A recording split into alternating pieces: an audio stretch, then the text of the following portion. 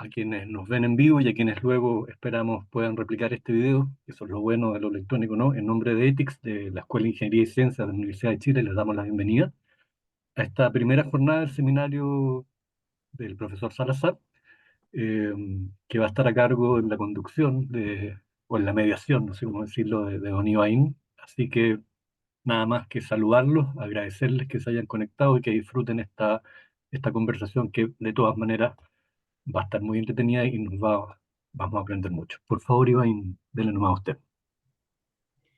Bueno, primero que todo, por supuesto, darle las gracias. Creo que sí es muy necesario también agradecer a don Francisco Javier Martínez, decano de la Facultad de Ciencias Físicas y Matemáticas de la Universidad de Chile, UCHEF, de Ingeniería, y también al director de escuela, por cierto, don Ricardo Herrera, a la presidenta del Consejo de la Sociedad de Folclore Chileno, maestra Karen Platt Miller Turina, y por cierto también a Andrés Monares y a todo el equipo de Ethics que han acogido con mucho entusiasmo y también atención este seminario de Historia y Folclore Gabriel Salazar, que precisamente ha sido un anhelo durante todo el 2023 y que hemos querido que sea nuestra primera actividad, por supuesto, además veraniega, junto a Ethics ahora, que de alguna manera va a abordar el legado, el pensamiento del profesor Gabriel a partir de 4 libros. Y hoy vamos a iniciar precisamente con el penúltimo, porque hace poco también presentó Recabarren, que es una obra de teatro, que entiendo este viernes también va a estar allá en la Feria del Libro de Viña del Mar, por si quieren visitarlo, si andan cerca.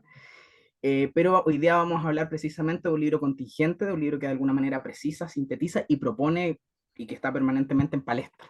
Nos referimos a la Gran Alameda de la Soberanía Popular, testamento político de un historiador. Compartimos la presentación, algo muy breve también para dar una pincelada inicial, ¿no?, a esta sesión inaugural. Bueno, reiterar, por cierto, los agradecimientos. Esto también a partir de nosotros quisimos un poco rendir homenaje también al profesor Gabriel, porque yo sé que en toda su modestia, en toda su siempre buena voluntad, nunca ha tenido delirios de grandeza, pero también fue un poco ir modelando, ¿no?, esta instancia. ¿Seguimos? Bueno, un poco de historia, porque además el formato de este seminario, esta sesión inaugural y las 3 que vengan, la próxima va a ser en abril con El Niño Guacho en la historia de Chile, siglo XIX, va a ser que de alguna manera se va a hacer una breve síntesis por parte mía, luego por supuesto va a ir complementándonos el profesor Gabriel y posteriormente vamos a ir generando una serie de comentarios, en el caso del día de hoy, con la profesora Soledad Chávez Fajardo, quien es lingüista de la Universidad de Chile, miembro de número de la Academia Chilena de la Lengua, y el profesor Italo Fuentes Bardelli, quien es académico de la Universidad Metropolitana de Ciencias de la Educación, la UNCE, y también la Universidad de Chile. Un poco de historia decíamos. Bueno, el vínculo, de alguna forma, de esta sociedad de folclore chileno, que antes se llamaba Asociación Folclórica Chilena, parte, por cierto, con el 1943, con el folclorólogo Oreste Plat, que junto al médico Aureliano Iberson Navarro crean la Asociación Folclórica Chilena, y ahí, bueno, hay destacados nombres, ¿no?, por nombrar 3 distintos, ¿no?, el arquitecto Ismael Edwards Mate, el compositor e intelectual Domingo Santa Cruz Wilson, o la compositora también María Luisa Sepúlveda, la conservadora del Museo Histórico Nacional, María Bichón Carrasco. Entonces ahí un poco para que también tengan esa pincelada, no solamente Oreste, sino que este documento que para nosotros es elemental, que son las bases patrimoniales fundacionales del año 43. ¿Seguimos? Bueno, nosotros, de alguna manera, en el pasado, el Premio Nacional de Ciencias 1971, Ricardo Donoso Novoa, historiador, de alguna manera, esta Sociedad de Folclore Chileno, nosotros la reconstituimos el 29 de enero del 2021 en Estación Central, ha tenido una relación intrínseca, directa, concreta, con la historia, pero también con, valga la redundancia, historiadores valientes, consecuentes, que permanentemente van un poco en esta idea del oficial, que tienen una postura, como decimos nosotros internamente, contracanónica, ¿no? Sobre todo también desde ideas, recogiendo el área de mi maestro Gabriel Salazar, la historia social y algo que también hemos empezado a trabajar, el folclore social. Entonces, de alguna manera, Gabriel Salazar en cierto sentido, continúa ese espíritu valiente de Ricardo Donoso Novoa. ¿Seguimos? Pues bien, entremos en materia. Decíamos que es un libro que de alguna manera nos precisa o nos desafía con una síntesis. Es una síntesis que de hecho lo tengo acá. Es una síntesis que por de pronto tiene, además, para no decirlo 146 páginas, para decirlo concretamente. Está muy bien realizado también por Seibo Ediciones. Comentábamos también tras bambalinas que tiene un libro hermano, que es La Porfía Constituyente. Es un libro que de alguna manera la porfía constituyente precisa o muestra, vamos a ocupar un término más desde quizá la arquitectura o la ingeniería, diagrama, ¿no? De alguna manera estos distintos esfuerzos, estos intentos, estos 11 intentos fracasados por generar también una propuesta constituyente, ¿no? Una propuesta constituyente que permanentemente al pueblo, y ahora vamos a empezar a deslizar los conceptos fundamentales para también incluir, por cierto, la voz de mi maestro, la soberanía popular. ¿A qué nos referimos permanentemente con soberanía popular? Porque por de pronto este pueblo ciudadano, estoy pensando literalmente, por ejemplo, en la asamblea, me podría corregir el profesor Gabriel, pero la asamblea de los pueblos libres de Concepción, me parece, no sé si lo estoy diciendo bien, por ejemplo, había también ahí un poder donde los distintos pueblos o los distintos actores se colocan de acuerdo, ¿no? Esas comunidades que de alguna forma tienen ese poder popular, esa voluntad, que dentro de la gran alameda de la soberanía popular, el poder popular, valga la redundancia, se va permanentemente trabajando. Se dice en algún momento, en alguna de las páginas de este libro, el poder popular está ahí, pero como que siempre está y no muere, tiene memoria propia. Salazar dice, tiene además vida propia, ¿no? Pero esto permanentemente también hay, a mí me gusta un poco decirlo así, está permanentemente modelado por el síndrome del titiritero. Nos referimos, por cierto, a esa burguesía mercantil chilena, una burguesía mercantil por lo demás, que por ejemplo podría haber tenido en algún momento algún despliegue mayor desde lo industrial, proceso de industrialización chilena que no pasa en el siglo XIX y que permanentemente se queda en lo mono extractivista, ¿no? De alguna forma se va diseñando, se va perfilando, se va conjugando esta idea de este Estado librecambista, ¿no? Que de alguna manera coloca a Chile en todo, pensándolo así, en este romance o en esta vinculación tan fuerte que hay con, con Europa, ¿no? Pensando en la segunda mitad del siglo XIX. En este libro, además, que es una especie como de retrospectiva. Dice siempre Salazar, la historia social es un poco esa historia viva. Entonces acá parte, por cierto, desde la revuelta popular, para mí, del 2019, y desde esa revuelta popular vamos deslizando hacia atrás todo lo que tenga que ver con constituciones políticas, como también este ejército chileno pretoriano, que permanentemente también se va modelando, que no fue pretoriano en un momento, el rol de personajes también, como por ejemplo, no sé, en algún momento Diego Portales, o otro personaje, no sé, Diego Barros Arana, el padre, el hijo, o cómo también de alguna manera se echa a un lado y se entierra al general, vamos a decirlo así, más popular, que era Ramón Freire y Serrano, creo que estoy diciendo bien el segundo apellido. Entonces, es de alguna forma como también este testamento político de este historiador eh, diríamos que es precisamente la síntesis perfecta de toda también la obra o de ciertos conceptos centrales que el profesor ha desarrollado en sus más de 60 años, me podrá corregir también, de, de trayectoria, ¿no? Como también yo creo que si hay algo que de alguna manera, por supuesto, se comenta, se muestra en esta introducción, cómo los medios de prensa, ¿no? Van permanentemente trabajando y van modelando también aliado con esa burguesía mercantil chilena o la oligarquía santiaguina, como dice Salazar en alguno de los capítulos de este libro, y que permanentemente van repitiendo, pero van actualizando sus argumentos. Así como en el siglo XIX, toda, no sé, el pueblo o los rotos eran poco menos que animales para ellos. Después van a ser, qué sé yo, no van a ser dignos de ser parte de las decisiones de esa burguesía. Y permanentemente siempre van a hacer lo mismo. Cuando pasó el proceso del, de la última, del 4 de septiembre, ¿no? De esa primera asamblea constituyente, el refundacionalismo para ello era una cosa peligrosa, ¿no? No nos olvidemos que uno de los argumentos, Salazar también desliza que se habla de las fake news, por ejemplo, ¿no? Que a las personas le iban a expropiar hasta la casa. Bueno, creemos que ahí por ahí un poco también va. Y esto permite, y ahora para incorporar, profe Gabriel, un poco sus visiones, a ver, creo que he tratado de hacer un poco bien esta pincelada inicial. La apertura a nuevas áreas, ¿no? Por cierto, la historia social, pero también el folclore social. ¿Qué es esto del folclore social? Los invito a leer la revista Folclore Chileno número 5, que está disponible en folclorechileno.org/revista, donde hay un artículo que realicé sobre introducción al folclore social.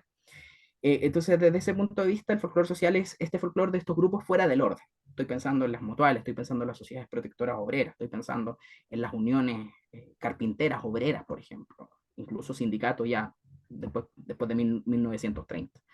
O también la historia local, ¿no? Por ejemplo, no sé, La Hormida, La Bandera, La Pincoya, ¿no? La Villa O'Higgins. Hay historias locales, hay crónicas, hay relatos. Entonces, de alguna manera también a partir de ese poder popular de este libro se pueden desprender elementos que nos sirvan para teorizar, para conjugar y para ir hilando esos relatos que por supuesto se desarrollan en sus territorios y no obedecen también a ese relato de, como decimos en la sociedad folclore chileno, el ultraconservadurismo histórico, ¿no? Eh, Profesor Gabriel, primero que todo, muy bienvenido. Muy bienvenido a su seminario, a un seminario que de alguna forma nos gustó ir modelando, ir precisando y que bueno, nos hace muy felices también de que en todo ese trayecto hayamos empezado a trabajar y a perfilar, ¿no? Esta gran alameda de la soberanía popular. Ujú. Bueno, quisiera en primer lugar agradecer la oportunidad de poder participar en un seminario con esta temática central, ¿no? De unir el folclore con la historia social y la historia social con los proyectos y procesos profundos de la historia de Chile. Porque hay una clave oculta ahí que no se ha trabajado mucho, ¿no?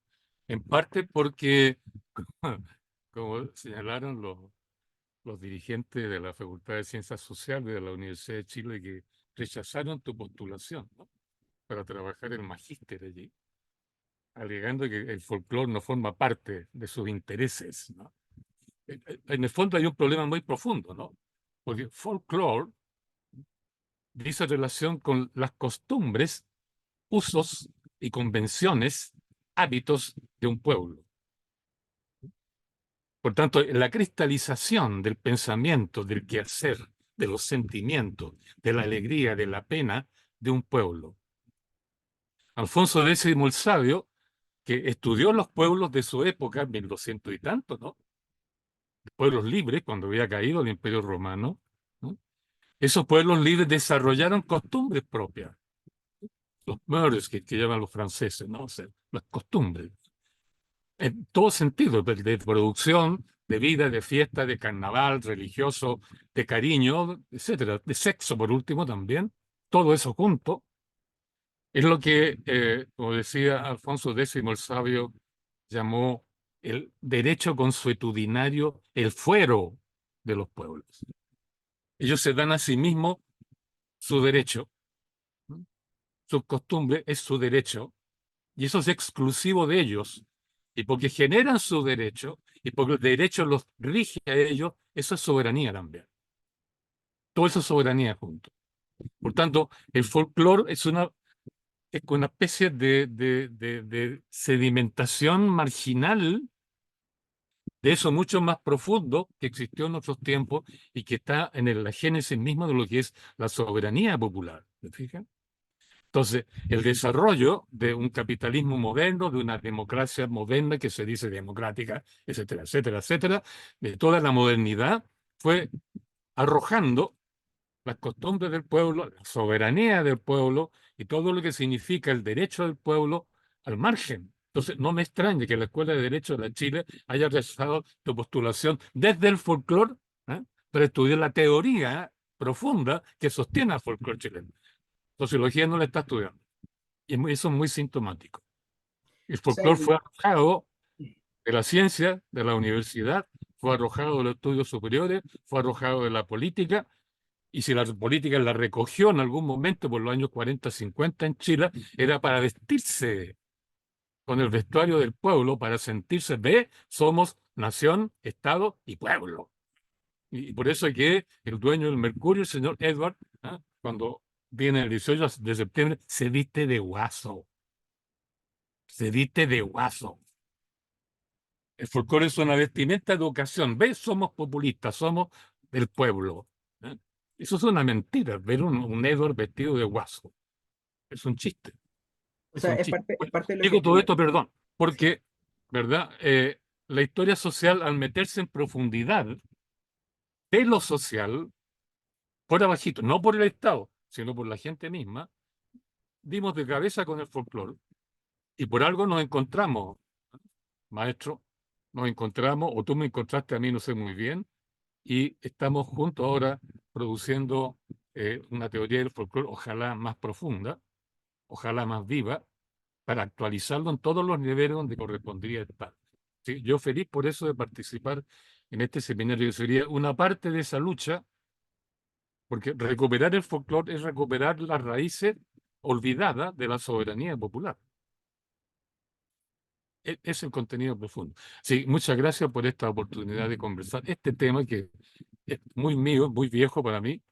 Llevo más de 60 años estudiando, claro que estudiando positivistamente con fuente, una lata, ¿no? Con teoría, con conceptos, para convencer a los supuestos expertos, ¿no?, de la academia, de la universidad, todos los temas vinculados a economía, sociología, política, historia social, etcétera, etcétera, etcétera. Luego de 60 años y publicar más de 40 libros, entonces me atreví a mirar el presente. Y al mirar el presente desde la historia, estudiada, explorada y escrita, ¿no?, positivistamente, ¿no?, me atreví a escribir este libro que por eso lo llamé Testamento. Porque este testamento con respecto a un largo trabajo de investigación histórica que al mirar el presente produjo 2 o 3 libritos que ahora estamos lanzando al mercado. O sea, Eso diría yo en primera instancia.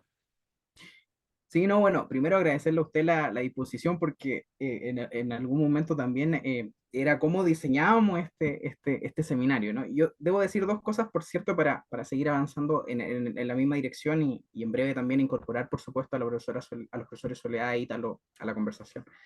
Una, bueno, de manera muy simpática, la culpable que estemos conversando hoy de esto es María Eugenia Góngora. En algún Ya. momento yo con la profe Góngora le dije a la profe, bueno, hace tiempo, esta conversación tendrá 10 años, por lo menos 9 años. Profe, ¿cómo yo me meto en el folclore? Entonces, bueno, la profe me dice, Ibaín, acá el tema es muy simple, tú vas a terminar haciendo la tesis con Bernardo Subercasó. Dicho y hecho, el tiempo pasó eso, Chingane Quintas de Recreo, el folclore urbano en la chimba, donde usted también me ayudó particularmente, por supuesto, sobre todo en el capítulo de las Quintas de Recreo, donde no había una tesis de pregrado, por lo menos contextualmente abordando eso. Entonces, claro, la profe Góngora me dice eso, después me habla de Karen Platt, que le mandamos los saludos a la maestra, está en Viña también viéndolo, y de alguna manera por todo el trabajo de Oreste. Y lo otro era, por cierto, la historia social y que lo que ha empezado a pasar después, que es el folclore social, o bueno, ahí hay otro debate que podríamos analizar, el folclore político, ¿no? Entonces me cuelgo de eso para el segundo punto, que es en una de las conversaciones, en una de las sesiones que usted ha estado tanto con la Universidad de Talca como en la revista Folclor Chileno, hemos hablado también un poco de lo que para mí es revuelta popular, más que estallido social, y cómo en la revuelta afloraron una serie de elementos. Estoy pensando, y usted lo decía, profe, muy bien, o sea, las pancartas, por ejemplo, los cantos, no sé, los grafitis también, un poco esta especie de jardín que se hizo ahí en Plaza Dignidad, en Baqueano, que después lo cerraron, lo pintaron, ¿no? Al final no entiende nada, pero también ahí hay un folclore también popular y que, por cierto, en este testamento, en esta gran alameda de la soberanía popular, ese folclore brota y que en los argumentos del libro se palpa muy bien cómo eso se vuelve vivo, ¿no? Cómo ese folclore social, ese folclore político, de alguna manera, el pueblo, ese poder popular, como queramos también decirlo, en una parte del libro usted dice la masa. Usualmente la oligarquía santiaguina o la burguesía mercantil chilena piensa que la masa no piensa. No sé, ahí está como por ejemplo el ejemplo, valga la redundancia, de Allende, ¿no? Que el 4 de septiembre del 70, Allende, la masa va a vitorear a Allende, entonces como que le delegan su soberanía popular. Pero después, por ejemplo, cuando pasa el famoso tanquetazo en junio del 73, creo que no estoy muy perdido con la fecha, con el coronel Super, la masa le vuelve a gritar a Allende, el pueblo te defiende. Entonces ahí también un poco eso, ¿no?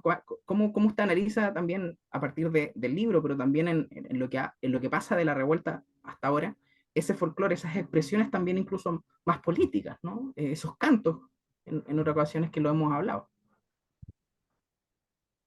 Bueno, antes de continuar, yo quisiera agradecer también la presencia aquí de Soledad, a quien la escuché por primera vez ahí en la Casa Colorada, ¿no?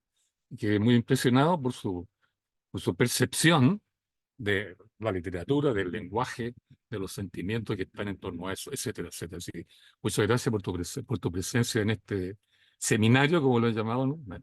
Y lo mismo el maestro, que somos antiguos colegas, ¿no? Hemos envejecido un poco los dos juntos ahí en la universidad. Yo más rápido que tú, en todo caso, porque eres más joven. Muchas gracias por la presencia y, por supuesto, la decisión de participar en este programa con un viejo profesor ya jubilado 2 veces, ¿no? Oficialmente. Pero quisiera muy brevemente, para que conversemos todo, decir solo que el folclore es vivo, no es muerto. En Chile, los gobiernos radicales, la clase media, los grupos medios, ¿no?, los partidos del centro político, para legitimarse, ¿no?, legitimarse ante los votantes, que eran una masa, ahora masa de ciudadanos votantes, ¿eh? Ellos se vistieron de chilenos y no hallaron nada mejor que encontrar chilenos al guaso y a la guasa, ¿cierto? Que lo hemos conversado contigo muchas veces. ¿Es ese el pueblo chileno en realidad? Porque el guaso y la guasa, que han pasado a constituir todos los símbolos de la chilenidad en este país, por lo menos oficialmente, de acuerdo a los gobiernos, es el guaso y la guasa de Hacienda. De Hacienda. Por eso, porque el rodeo es la Hacienda, no es del pueblo chileno. Para montar un rodeo se requieren recursos y se hace en un espacio una gran propiedad. Mataron el folclore, porque al resucitar un folclore del siglo XIX que les convenía a ellos, porque ahí está la tesis de algunos historiadores de derecha, que la sociedad chilena se creó en la hacienda, porque los patrones acogieron a los inquilinos y mutuamente se ayudaban, se protegían, qué sé yo, etcétera, etcétera. Es una gran, gran, gran mentira. Tal cual suena, mentira. Eso no es así. Porque el folclore chileno, en esa época de los años 40, 50, el vivo no estaba en la hacienda, no estaba en la tonada de los cuatro guasos, etcétera, etcétera, los cuatro cuartos, todos aquellos de esa época, sino en las quintas de recreo. Tú hiciste la tesis al respecto.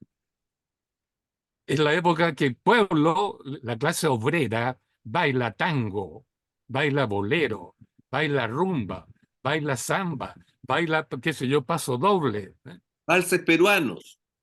Claro, balsecitos peruanos y rancheras mexicanas en esa época. No bailaba cueca.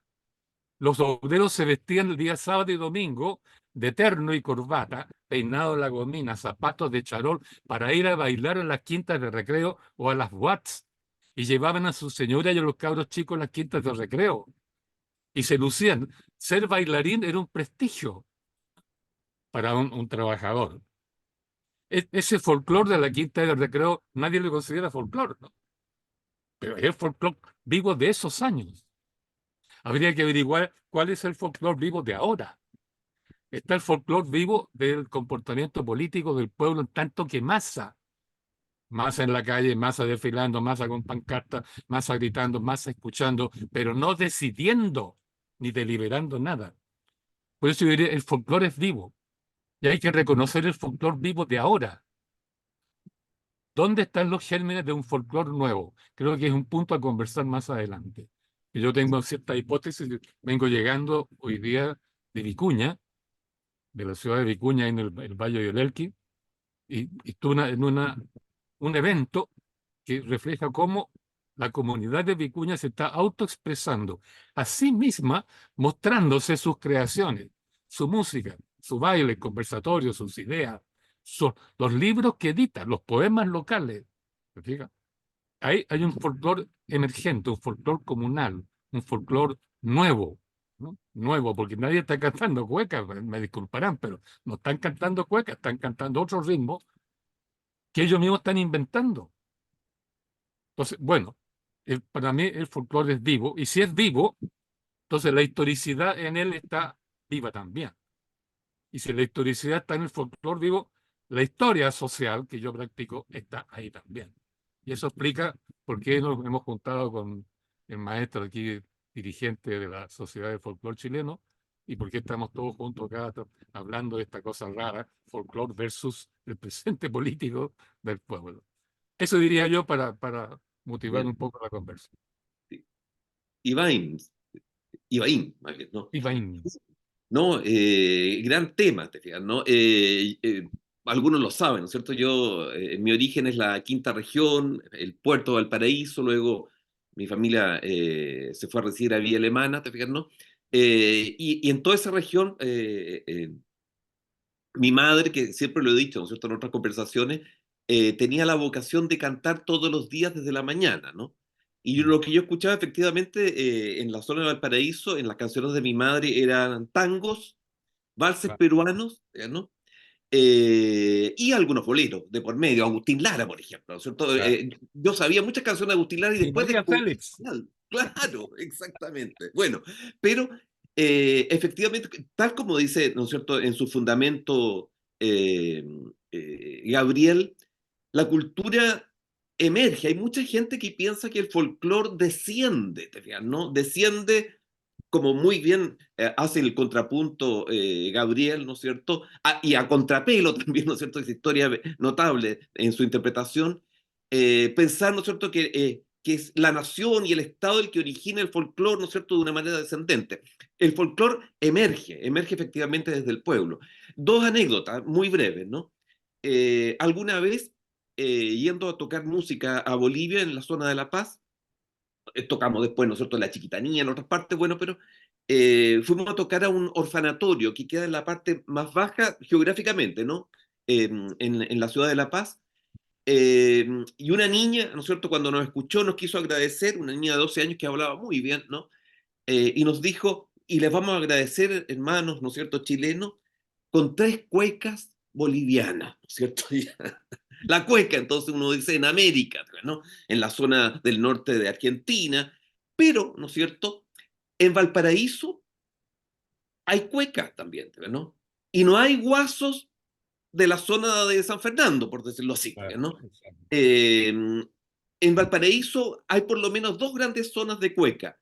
La zona de los orilleros, que se le llama, ¿no es cierto?, a la cueca chora, los choros del puerto, ¿no es cierto?, vinculados a la orilla, a las faenas portuarias, ¿no es cierto?, a toda la zona en el pasado y en el presente de la Plaza de Chaur, en fin, ¿no? Pero también está, aparte la cueca, ¿no es cierto?, brava, cueca chora, la cueca de las quebradas, y en un pequeño espacio, ¿no es cierto?, que no es mucha distancia en Valparaíso, hay mundos distintos, ¿no? La cueca de las quebradas se le llama la cueca de los giles, ¿no?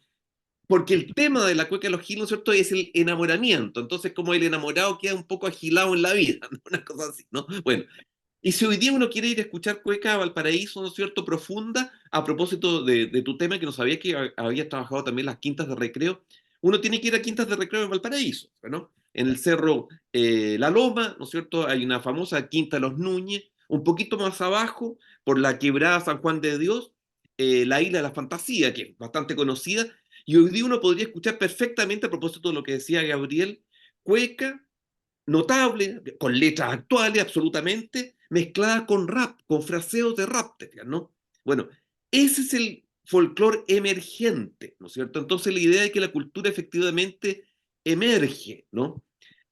Cuando Gabriel habla de la soberanía popular también, él lo sabe muy bien porque lo dice también en sus libros, ¿no? Desde el pasado de los largos procesos, uno diría, ¿no es cierto?, históricos, desde el pasado medieval, de que refirió a Alfonso X, y antes de él también las teorías de Isidoro de Sevilla hablan también de un poder del pueblo, ¿no? Que el origen del poder está en el pueblo. Y esto viene incluso de algunas interpretaciones del Antiguo Testamento, ¿no? En el momento en que un profeta, Samuel, se dedica por revelación, porque hay otros conceptos ahí, ¿no es cierto?, teológico vinculado a la idea, ¿no es cierto?, de un Dios creador, lo que sea, en la tradición judaica, se dedica a buscar, o sea, ¿te fijas? Los signos de un nuevo rey no lo va a ir a buscar a las familias reinantes, a las élites, ¿no es cierto?, de ese tiempo, las dinastías, qué sé yo. No lo busca en el hijo de Saúl, lo va a buscar en todo el pueblo en ese momento hebreo, ¿no? La idea de que la soberanía reside en el pueblo está incluso en el tema del Antiguo Testamento. Y esto lo va a retomar después, y Gabriel lo sabe muy bien, en la tradición medieval Isidoro de Sevilla, que propone esta teoría, ¿te fijas, no? Y luego esa teoría pasa a la tradición alfonsina, no diría, y luego va a llegar a América y va a aparecer toda la tradición, ¿no es cierto?, de los que también Gabriel lo trabaja muy bien, la tradición de los cabildos como asambleas, ¿no? Entonces, hay una larga tradición de lo que uno llamaría la cultura emergente, pero también emergente de un pueblo soberano, desde la antigua tradición. Eso quería agregar, ¿no? Muy bien. No, pero está muy bien. De hecho, tiene que ver porque además usted es parte de Calendamaya, ¿no? Que Ah, también, sí, ahí sí. también hay algo musical tremendamente Y importante. en Calendamaya nosotros también hemos ido integrando, ¿no?, la cultura europea, ya la llamamos, por lo menos en esa zona, la cultura mediterránea, mediterránea que incorpora la tradición africana, la tradición mora, por ejemplo, ¿no? Uno de los orígenes probables de la cueca, no nos olvidemos de eso, ¿no es cierto?, es la tradición mora norafricana, el uso del arpa de pie, ¿te fijas, no? El uso del pandero, con los ritmos de 6/8, todo eso proviene de África, ¿cierto? Es una tradición africana, sí. Bien. Profesora Soledad ¿Verdad? Chávez Fajardo, primero que todo, muy bienvenida. También esta invitación la hacemos, como usted sabe, ¿no? Con mucha antelación, y fue así. Eh, y bueno, escuchar también un poco sus impresiones, lo que han dicho los profesores Salazar y Fuentes Bardelli, y cómo usted también recepciona este libro, cómo lo hablamos un poco, pero ahora ya quizá un poco más distendido, y cómo también estos argumentos presentes en la Gran Alameda de la Soberanía Popular, desde su visión, entroncan con este folclore vivo, ¿no? Para mí, folclore social. Sí. Antes de cualquier cosa, quería agradecerte una vez más, Ibaín, por esta invitación. Para mí esto es muy emocionante, porque estoy con dos grandes maestros. Ítalo lo sabe. La primera clase que yo tuve cuando entré a estudiar lingüística y literatura en la Universidad de Chile, en el auditorio -2, un lunes a las 10:10 de la mañana de ¡Qué maravilla! 1995, fue con Ítalo. Introducción a la historia, una asignatura fundamental que ya no existe en la malla, una malla que existió con una tendencia muy humanista. Hoy por hoy se va cooptando, ¿no?, la formación humanista. A mí me preocupa mucho eso. Y fue una maravilla. Y 4 años después, cuando estaba redactando mi primera tesina, tuve 2 lecturas fundamentales, ¿no? La primera lectura, bueno, realmente la lectura fundamental fue la historia social de Gabriel, ¿no? O sea, fue de alguna manera tan iluminadora en ese momento, porque esa tesina fue de literatura, fue de teoría literaria, pero fue basal para todos los estudios que vinieron después, ¿no? Entonces, claro, estoy acá con dos grandes maestros, y realmente esto es un regalo. Y también fue un regalo, Ibaín tiene esa virtud, invitarme a leer este texto maravilloso, un texto maravilloso en donde, como les comentaba antes de empezar la grabación, es absolutamente medicinal para lo que estamos viviendo, ¿no? Ese duelo, bueno, ese duelo entre comillas, ¿no? De los que fuimos octubristas frente a esa derrota del 4 de septiembre, y lo que pasó ahora, ¿no? Que es interesantísimo también, pero bueno, eso viene para otro tipo de reflexiones en torno a la historia. ¿Y por qué es sanador? Es sanador porque lo que hace Gabriel en la Gran Alameda de la Soberanía Popular es demostrarnos que esto ha sucedido siempre, que esto es cíclico, pero la soberanía se mantiene ahí, duerme, a veces surge, a veces se manifiesta, se puede manifestar a través de un boca a boca, a veces es absolutamente sui generis. Eso por un lado, y de alguna manera lo que hace en este testamento es darnos cuenta con una serie de datos que lo encuentra aburrido, a mí me maravilla, ¿no? Me maravilla muchísimo que nos vaya detallando con ejemplos cómo se ha ido dando este proceso como el que acabamos de vivir, ¿no? Esta revuelta maravillosa, para mí uno de los hitos en mi vida, ¿no? Como chilena, y lo mejor que me pudo haber pasado como chilena fue haber estado en ese estallido. Y el estallido no hay que ocultarlo, no hay que marginarlo, no hay que sepultarlo, hay que mantenerlo ahí y ver maneras. Y esto es lo que me encanta de este libro. Que eso es, o sea, yo creo que eso es una de las cosas importantes que tenemos que hacer en este punto, ¿no? ¿Qué es lo relevante de este texto que nos lleva a reflexionar? Que nos lleva a reflexionar en torno a cada una de estas instancias, ¿no? de soberanía popular, eh, que a veces se olvidan o que no se nos enseñan o que no tenemos la suerte de leerlas. Lo comentábamos al principio, ¿no? Antes de que esto se empezara a grabar. Estamos en una situación bastante crítica en donde nuestros estudiantes en los liceos no están teniendo acceso a la historia. Entonces un texto como este es clave. O sea, sería un regalo maravilloso para un liciano, sería un regalo maravilloso para un adolescente, sería un regalo maravilloso también para una dueña de casa, ¿no? Curiosa, para un trabajador curioso también. Eh, yo marqué algunos puntitos para que se vea, ¿no? Sobre todo conectándolo con todo lo que tiene que ver con el folclore social. Y sobre todo con este nuevo paradigma del folclore social. A mí me encanta esto, o sea, yo sé que Ibaín es un gran seguidor y un gran cultor de lo que ha hecho este Plat, y en eso lo aplaudo, y ojalá que esté Karen ahí en el público, pero ese fue un gran paradigma que viene también de la hegemonía, ¿no? Qué maravilloso, sí, de la hegemonía. Y lo que estamos tratando de hacer ahora es trabajar en un nuevo paradigma del folclore, que es absolutamente novedoso, que es absolutamente revolucionario, que es absolutamente necesario. Necesitamos, justo en este momento de post-duelo, del no hacer, del marginarse, del estar triste, yo creo que lo que se viene ahora, entre otras cosas, es justamente reflexionar en torno a este nuevo folclore.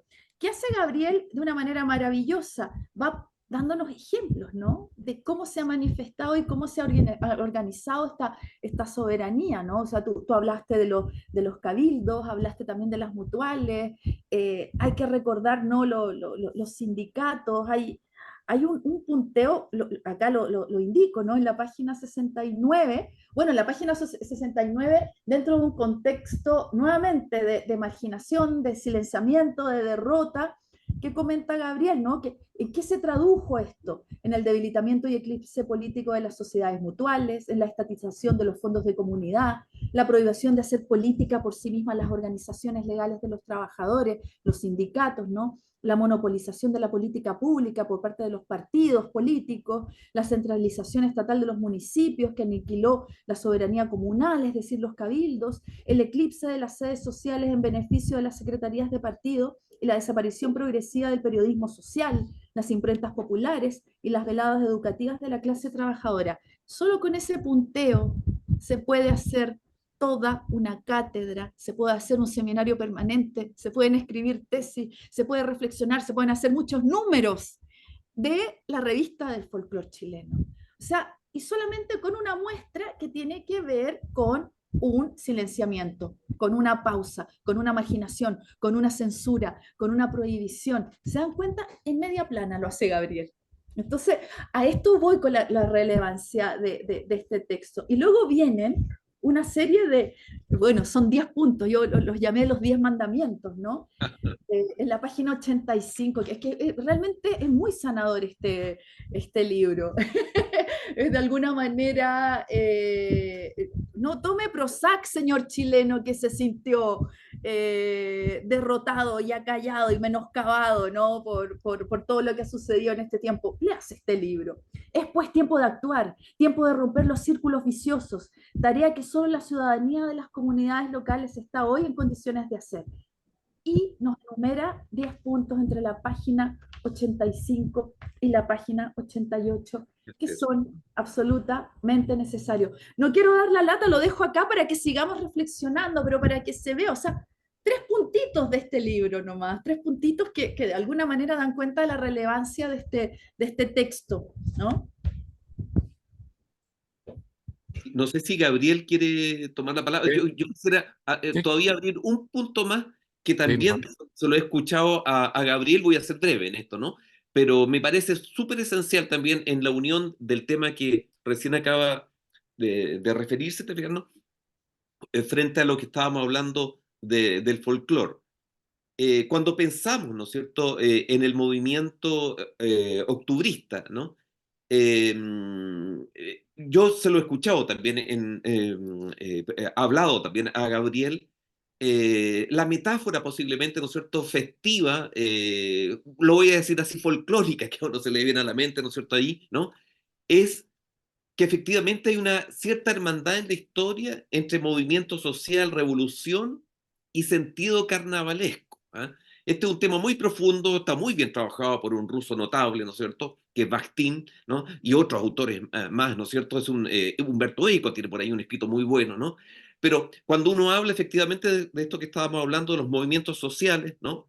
Vinculado a lo que acaba de referir Soledad, y el fenómeno de celebración, ¿no es cierto?, festivo, ¿no? Uno siempre piensa en las fiestas oficiales, ¿no es cierto?, pero el carnaval tiene algo fundamental. El carnaval también apela a una renovación del mundo, pero apela a una renovación del mundo pensando también en parte de destrucción de un mundo anterior, ¿no? Destrucción desde el punto de vista no salvaje, incluso caótico, pero no tampoco desde un punto de vista bárbaro, entre comillas, ¿no? ¿No? Toda vida nueva, toda vida que se refiere a un proyecto de apertura, requiere de una cierta compañía de la muerte, de algo. Algo debe morir para que algo viva. El carnaval tiene esa dimensión de muerte y vida. Y si uno toma, ¿no es cierto?, las escenas, la fotografía, los gestos, ¿no es cierto?, los rituales que hubo en la Plaza Dignidad, la mayor parte, ¿no es cierto?, conduce a lo que uno podría llamar una celebración carnavalesca que se hermana con la dimensión revolucionaria, ¿no? Pensar, ¿no es cierto?, que el carnaval es la fiesta de la emergencia. Los carnavales son una dimensión en la cual uno debe tomar contacto con el suelo, con el lugar, uno diría desde el punto de vista de la autoeducación, ¿no es cierto?, que plantea en la obra, que me parece un tema central al cual después podemos volver, ¿no? ¿Ah? Tomar lugar, ¿no es cierto?, tomar sitio en un espacio, tener un etos a la griega, uno diría, ¿no es cierto?, el concepto de etos significa lugar, hablar desde un lugar, ¿no? El carnaval toma lugar desde un suelo, ¿no es cierto?, que anuncia lo que uno podría llamar, ¿no es cierto?, una primera etapa caótica, un desorden caótico, tal como lo decía también Soledad, terapéutico, uno diría, tendríamos que decir así, ¿no es cierto?, de redención de algo, ¿no? Algo debe morir, algo a lo cual uno puede renunciar. El poder oficial es puesto en intervención, en irrupción, ¿no es cierto? Puede ser sacada la institución en el momento, se suspende, ¿no es cierto?, la ley, digámoslo así, en el principio carnavalesco, y acontece, ¿no es cierto?, aquello que puede producir efectivamente una renovación, pero esa renovación requiere, ¿no es cierto?, una desconstitución de lo anterior, ¿no? La historia parece ser saludable desde ese punto de vista, ¿no es cierto? ¿Por qué? Porque efectivamente la historia oficial, ¿no es cierto?, apela constantemente, y lo dice muy bien Gabriel, a un elemento homogéneo, a un continuum que no se puede interrumpir, lo institucional, ¿no? La legalidad que él mismo apunta, la ley, ¿no es cierto?, se entiende como permanente, como incuestionable, se construye de una manera y punto, ¿no? ¿No? Esa apelación a lo permanente. En cambio, la irrupción, ¿no es cierto?, requiere relativizar esa dimensión, ¿no? Es lo que uno podría llamar en la obra de Gabriel, a través de un concepto benjaminiano, lo vamos a decir así, ¿no es cierto?, una historia contrapelo, efectivamente, ¿no? Es una historiografía contrapelo la de Gabriel. que efectivamente nos lleva a revisar aquellos momentos en donde fue posible que se abriera una dimensión de abertura, pero el carnaval tiene un elemento paradójico, ¿no? Todo carnaval también tiene un cierre, ese es el problema, ¿no?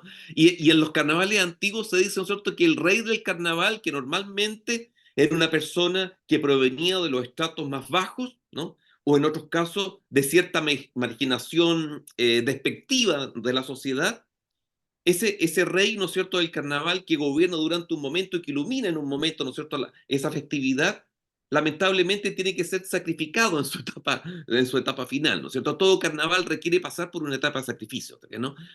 Y entonces la metáfora de lo carnavalesco y lo revolucionario parece ser un elemento decisivo de lo que uno podría llamar, ¿no es cierto?, en una historia saludable, lo voy a decir así, con una palabra actual, ¿no? ¿Ah?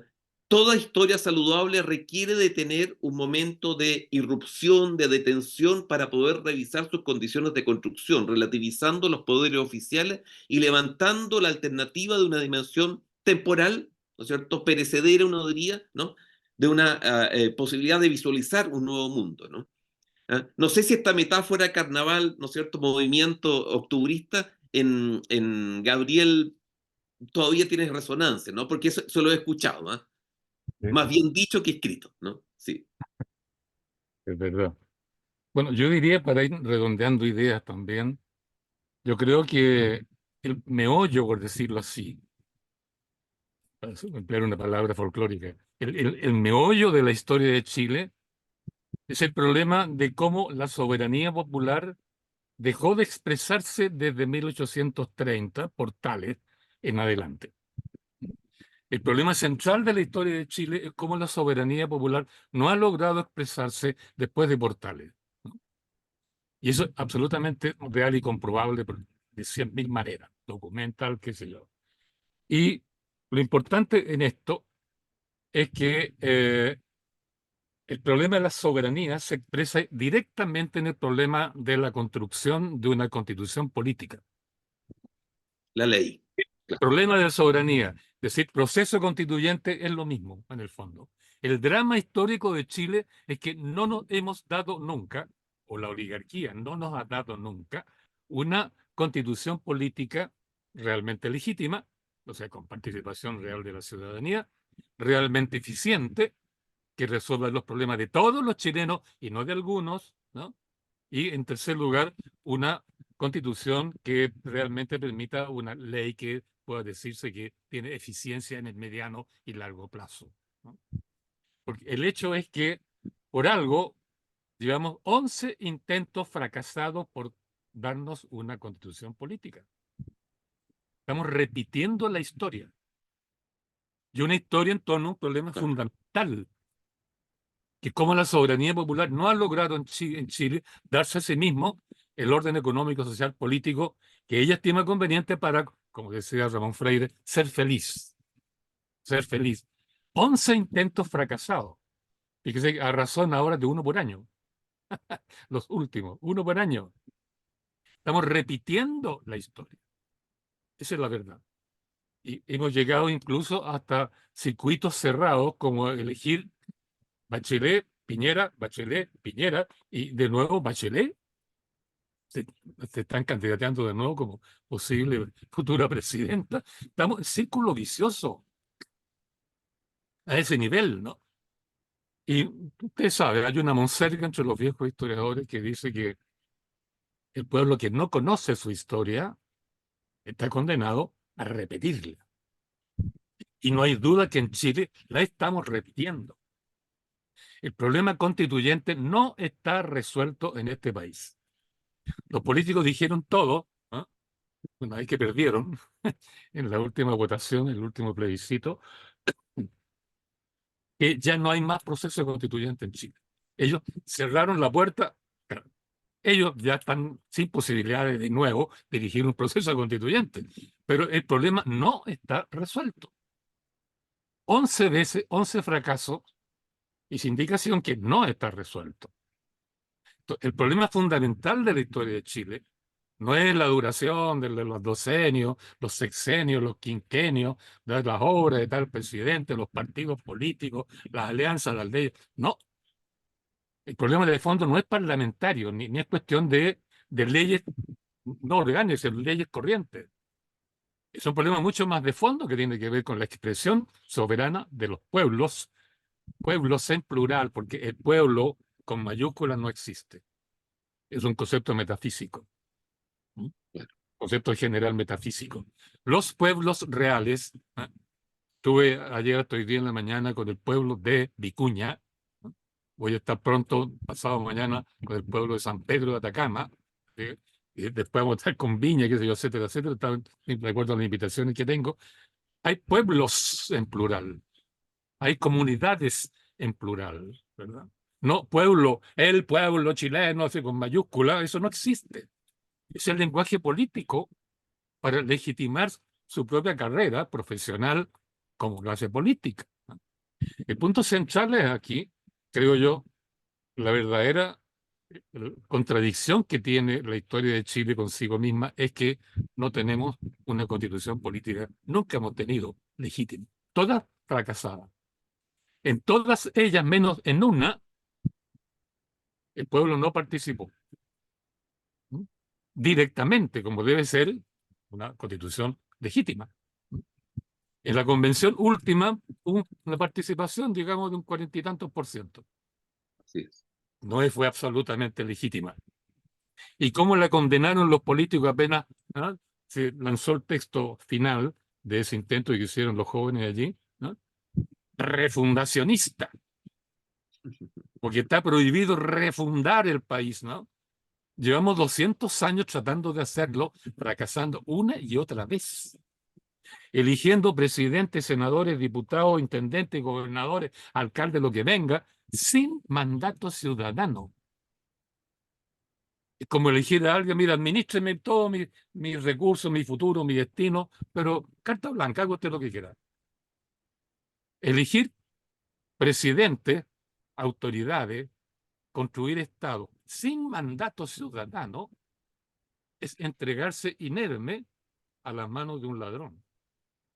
Eso es la verdad. Y lo estamos viendo, se vio por el año 1918, 19, 20, 21, cuando los militares dijeron el Estado está gangrenado por la corrupción de los políticos. Y dieron un golpe de Estado para extirpar la gangrena, dijeron ellos. Y la extirparon, ¿no? Recordemos que mandaron cambiar corriendo a Alessandria, Italia.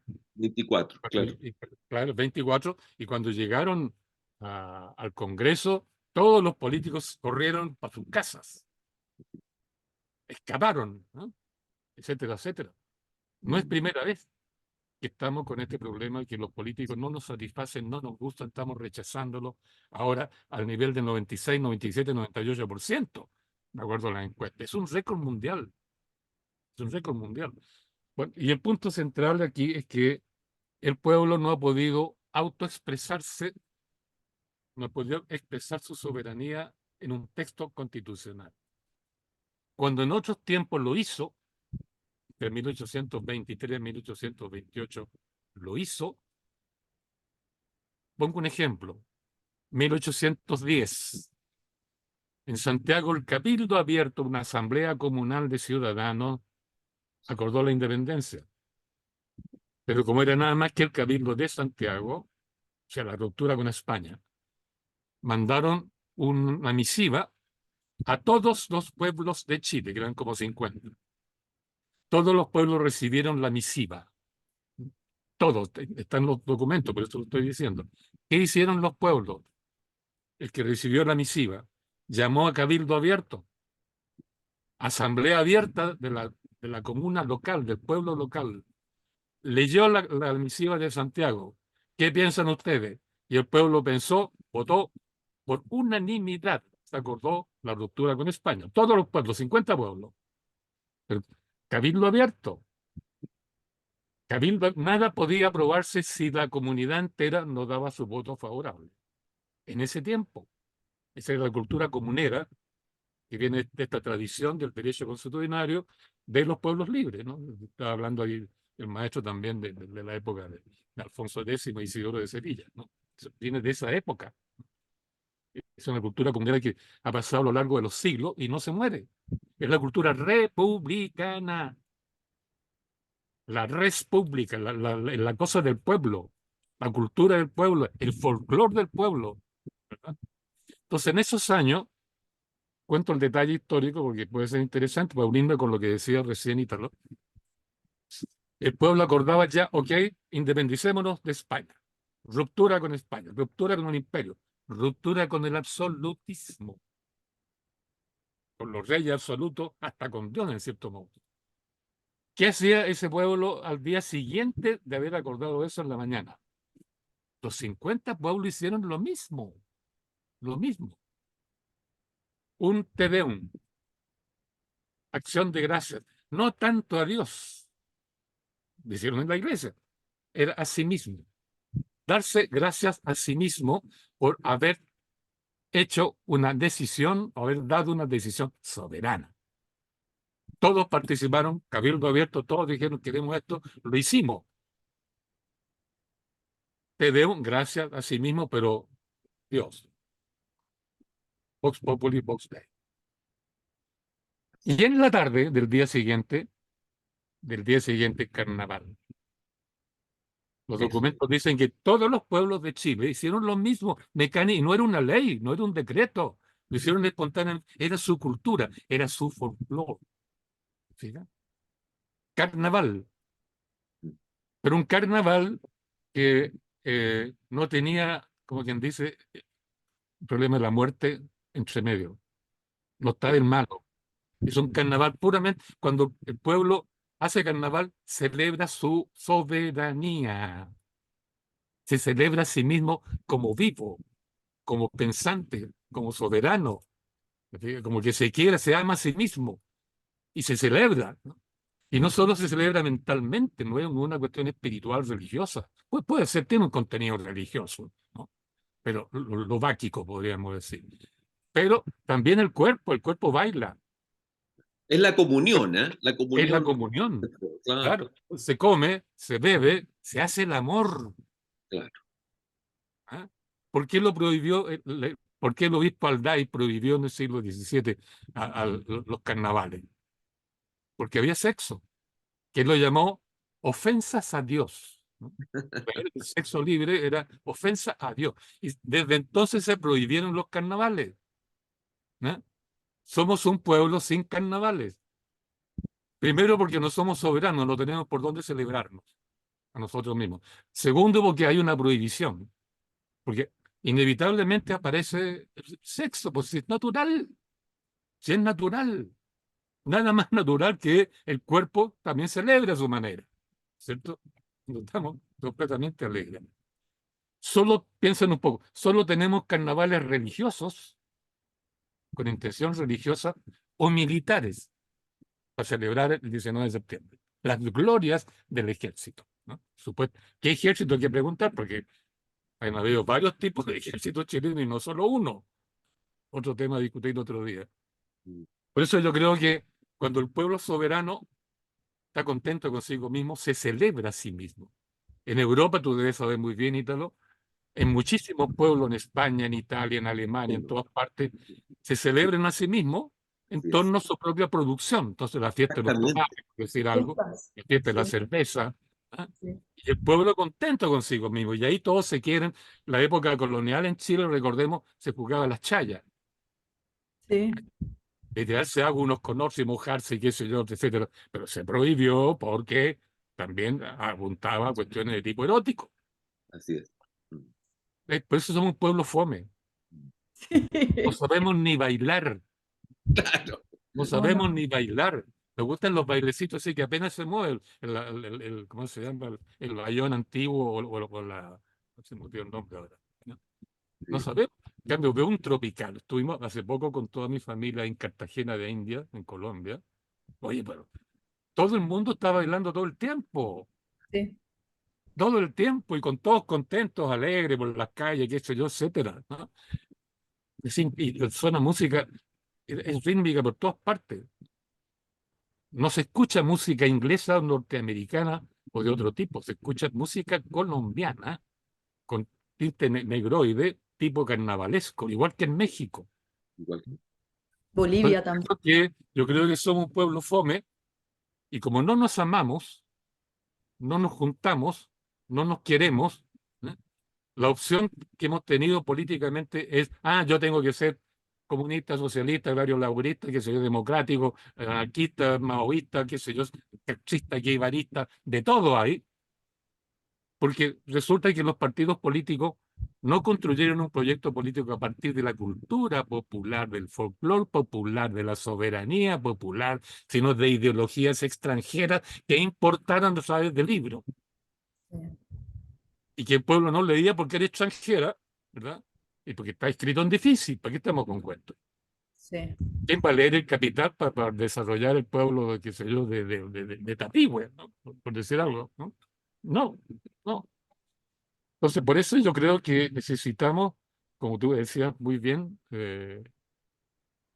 Soledad, eh, tenemos que construir un nuevo folclore, es decir, una nueva cultura popular, una nueva identidad popular, una nueva soberanía, y comenzamos a celebrarnos, pero también a luchar políticamente. Porque Tal no se cual. trata de ser un tonto serio para hacer la revolución. No. No se trata solo de al tiro dar la vida, como no. A mí me decían cuando yo pertenecía a una cierta organización. No, por todo lo contrario. Se trata de vivir, de querernos, de amarnos y de hacer en conjunto, en base a eso somos, porque el amor es energía, es fuente de poder, para hacer lo que tenemos que hacer soberanamente. Dejemos de pedir. La Constitución del 25 y la del 80 nos dan el puro derecho a petición, derecho a pataleo, derecho a petición. Y como gran cosa nos da derecho a voto. ¿Pero qué es lo que es el derecho a voto?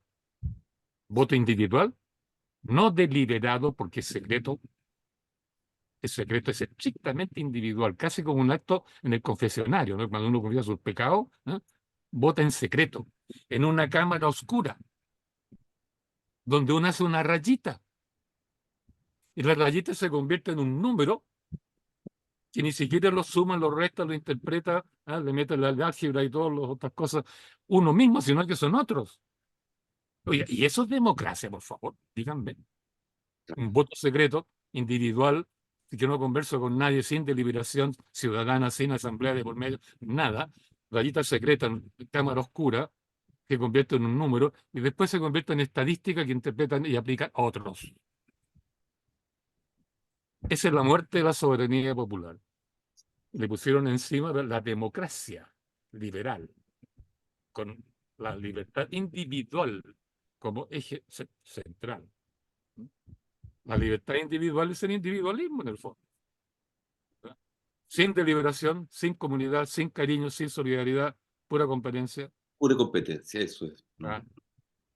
Claro. Por eso, Ay, para ay, ay, levantar un nuevo folclore, pero vivo, porque en el folclore radica el poder, el verdadero poder, que se basa en la... Porque la dialéctica, que tanto han hablado unos compañeros de izquierda por siglos, para ellos la dialéctica es algo escrito.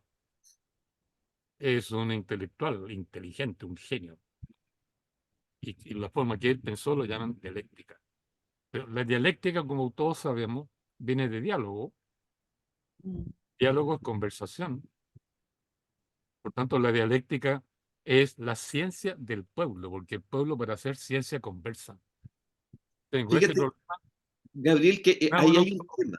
Dinos, ¿ah? Gabriel, ahí hay un tema que es para mí uno de los corazones del libro, te fijas, el presente, ¿no?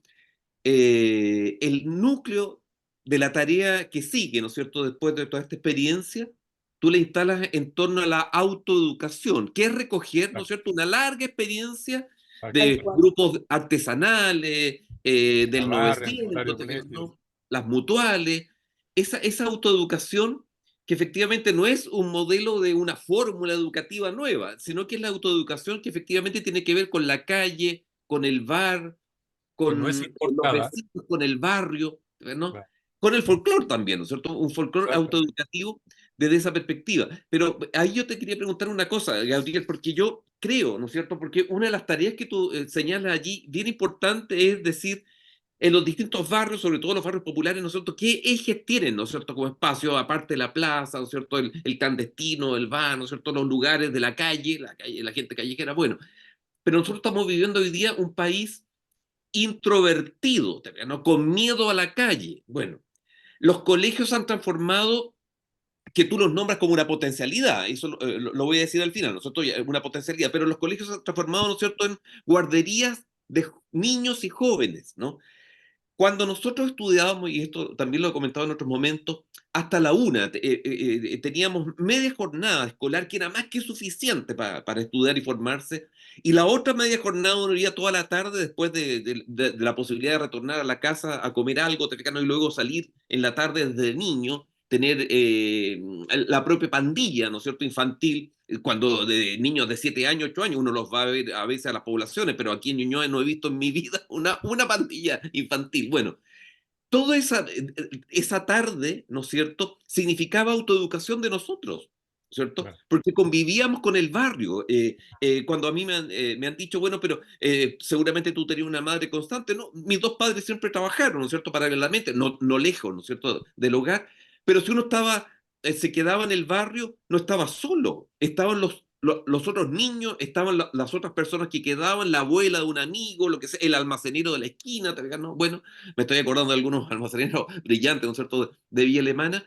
Y entonces, uno de los fracasos más grandes, yo creo, Gabriel, fíjate, siendo que el colegio puede ser una reserva, como tú lo dices muy bien en tu libro, una reserva de un lugar de referencia para la asamblea, ¿no? Pero tiene que ser un colegio abierto, ¿no? Y no escolarizado en su totalidad. El problema, ¿no es cierto?, de la clausura escolar hoy día parece ser un problema muy serio, ¿no es cierto? Porque no está la experiencia, lo que tú llamas, ¿no es cierto?, la experiencia del lugar, la experiencia de la identidad del lugar, la experiencia de la identidad del barrio, la conversación, el diálogo, la dialéctica, llegamos a lo que tú planteabas, ¿no? ¿Será necesario en un momento plantearse la idea, ¿no?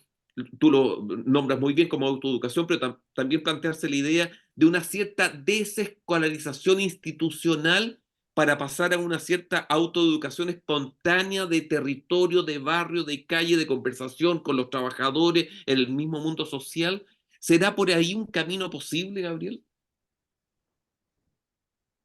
Mira, bueno, hay muchas cosas que se podrían decir de inmediato, pero para decirlo en frases cortas, para no hablar mucho, yo creo que se requiere la escolarización del folclore. Ya, ¿Mm? Se perfecto. requiere que los colegios, escuelas y liceos, solo escuelas y liceos, que trabajan en una comunidad dada, ¿cierto? Y la mayoría son populares, en términos de número, la mayoría son populares, sea el núcleo donde la comunidad se estudia a sí mismo, Perfecto. su realidad local, sus problemas reales, ¿no es cierto? Que la droga, que los suicidios, que los narcotráficos, que los entierros de los narcos, que los disparos al aire. Si el colegio estudia su propia realidad local, y ahí pueden trabajar los profesores que tienen formación universitaria. No hay que Claro. mirar a huevo los profesores de historia o los profesores de liceo. Yo los conozco, le hice clase, po. Y tienen formación universitaria top, top. Lo que pasa es que su vocación no les llevó a seguir la carrera universitaria. Su vocación los llevó a trabajar en una comunidad, con los cabros de una... O sea, la educación, la pedagogía. Eso es lo lindo. Todavía en los colegios, yo visito mucho los colegios también. Todavía en los colegios existe la vocación pedagógica en un buen número de profesores. Porque no les queda otra. Porque los cabros más tarde o más temprano se olvidan de las matemáticas y cuentan sus problemas, que no son chicos, no son nada de chicos. No. Las angustias son del porte de una catedral, mucho más grandes que las angustias nuestras en nuestro tiempo. Así es. Lo creo yo. Entonces, es imposible que un profesor con un mínimo de sensibilidad o conocimiento de la historia no vaya a entregarse entero para resolver los problemas de cabros que a su vez dependen de él o esperan de él. Es muy lindo hacer clase en colegios. Los colegios que he visitado, hay un gran porcentaje de profesores que están allí por vocación. Y lo más lindo es que los profesores de historia, que de alguna manera los formamos en el ARSI, por ejemplo, Otro día podemos hablar del proyecto de historia del Departamento de Historia de la Universidad ARCI, o que de alguna manera siguieron historia social. El nivel de entrega a la causa de la comunidad local de estos profesores es muy grande, son los líderes locales. Nosotros hicimos una experiencia, perdón que cuente una experiencia, pero lo más corta posible, en la comuna de San Bernardo, porque se dio la posibilidad de trabajar en el Canelo de Nos, que es un tremendo espacio que hay ahí, muy lindo, ¿no? Entonces, se me ocurrió inventar una escuela para formación ciudadana, para contarle simplemente su propia historia ciudadana. Llegó muchísima gente. Fueron como 8 meses de clase, que empezaba a las 9 de la mañana, terminaban 2, 3 de la tarde, porque no se iban, seguían discutiendo, conversando, ¿no? Bueno, a partir de eso se nos ocurrió la idea a todos de que los colegios de la comuna podían dedicarse a estudiar la historia de su propia comunidad, de su barrio. Y los profesores de historia organizaron el proyecto, los directores podían ampararlo, los estudiantes con sus apoderados ejecutarlo, autoentrevistándose, sacando fotos, lo que quisieran, ¿verdad? 11 colegios aceptaron el desafío. Tuvieron un año trabajando en eso. Producto final, un video con la historia de los colegios de San Bernardo trabajando la historia de su comunidad, y un libro que lo escribieron ellos, y quedó en la etapa de pulimiento final de la redacción, del estilo. Oye, y se produjo un entusiasmo entre los chiquillos, porque los chiquillos, al estudiar su propia historia, su propia realidad, los problemas con los viejos, ¿ah?, se entusiasmaron, oye, y llevan la delantera. Dijeron cosas notables los chiquillos. Ni qué decir los profesores. Hubo colegios que la toma de terreno partió tomándose un terreno donde no había ni agua siquiera, entonces tenían que recorrer kilómetros. Imagínate los problemas de los baños, etcétera, que tuvieron por años.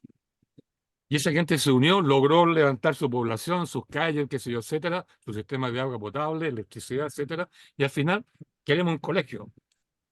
Y exigieron crear un colegio, y lo crearon ellos, claro, con ayuda de la autoridad.